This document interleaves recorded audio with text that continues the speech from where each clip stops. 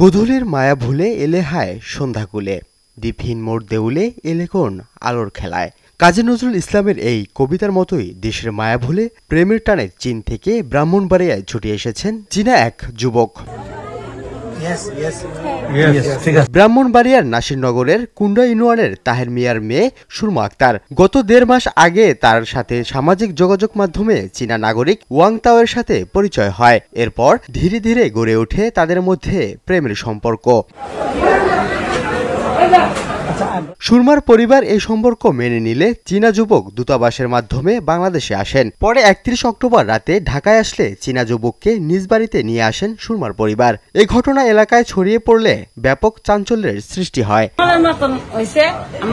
মনের আনন্দ ইনশাআল্লাহ কোনো প্রিয় নাই, মনের মতন সাজাই দিব, কোনো দুর্বল নাই, আমরা কোনো টেনশন নিই না।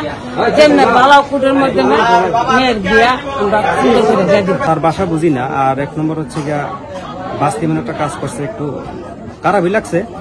তারপরে উনি আসার পরে ওনার ব্যবহার চলাচলতি মোবাইল অ্যাপসের মাধ্যমে আমরা কথা বলছি না, খুবই ভালো।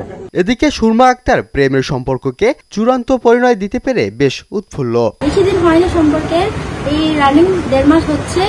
তো আমাদের রিলেশনের যে ১.৫ মাসের চলাকালীন আমি বলেছিলাম যে তুমি কি সত্যি আমাকে বিয়ে করবে বা আমাকে পছন্দ করো, তুমি কি এখানে আসবে? সে বলেছে তোমার জন্য আমি মুসলিমও হব, তোমার জন্য আমি আমার দেশে থেকে তোমাকে নিয়ে যাব, পরে আমরা একসাথে বিয়ে করে আমরা ওইখানে চলে যাবো আমাদের চায়না দেশে।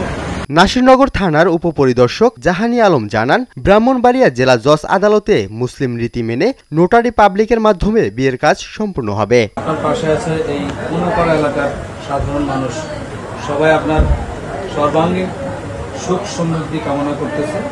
আপনি ভালো থাকবেন সবসময়, যে কোনো প্রয়োজনে বাংলাদেশ পুলিশ এবং সাংবাদিককে পাশে পাবেন।